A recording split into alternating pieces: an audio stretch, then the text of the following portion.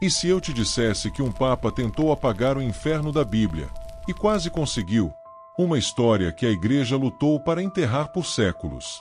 Um capítulo sombrio, onde fé, poder e medo se misturaram.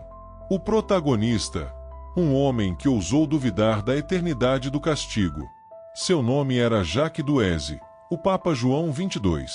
Ele governou a Igreja no século XIV, em uma Europa assolada pela peste e pela fome. Naquele tempo, o inferno não era apenas um conceito. Era uma ameaça viva usada para controlar multidões. Padres pregavam que qualquer pecado poderia condenar uma alma para sempre. E o povo vivia aterrorizado, pagando indulgências para escapar das chamas eternas. Mas João começou a perceber algo: o medo havia substituído a fé. Em seus escritos pessoais, ele questionava: um Deus de amor pode criar um inferno sem fim?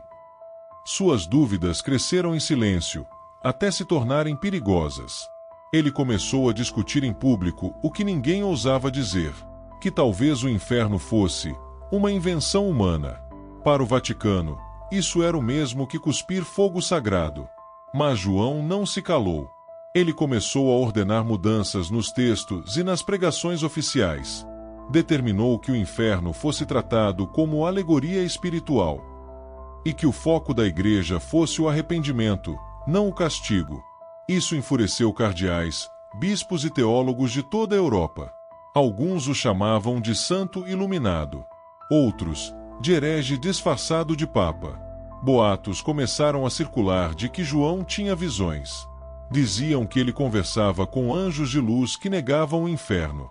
Mas outros afirmavam que esses anjos vinham das trevas. No Vaticano, o clima era de guerra santa. O Conselho dos Cardeais se dividiu entre fé e medo. Um grupo exigia que o Papa fosse julgado por heresia. Outro acreditava que ele estava abrindo os olhos do mundo. Enquanto isso, o povo comum se confundia. Se o inferno não existia, então, o que era o pecado? E os milhares que morreram acreditando nas chamas eternas? João começou a receber ameaças anônimas. Mensagens deixadas na porta de sua câmara papal.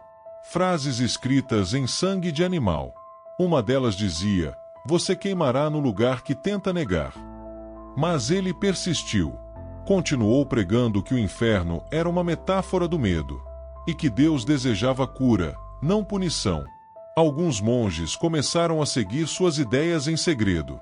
Chamavam-se os silenciosos, uma ordem que acreditava no fim do medo.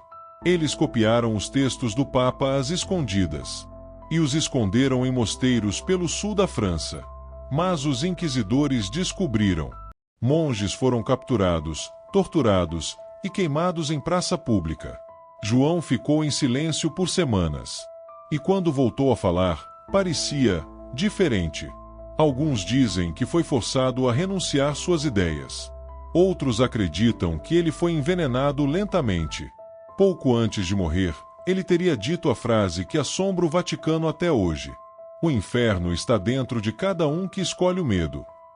Após sua morte, o novo Papa anulou todos os decretos de João XXII e ordenou que seus escritos fossem queimados. Oficialmente, a Igreja declarou que o inferno é real e eterno. Mas séculos depois, manuscritos atribuídos a João foram redescobertos, guardados em cofres da Biblioteca do Vaticano.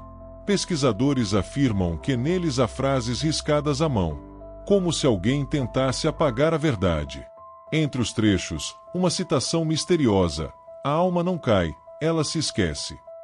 Essa frase levou estudiosos a crer que João acreditava em reencarnação, uma ideia completamente proibida pela Igreja, e talvez o motivo real de sua queda.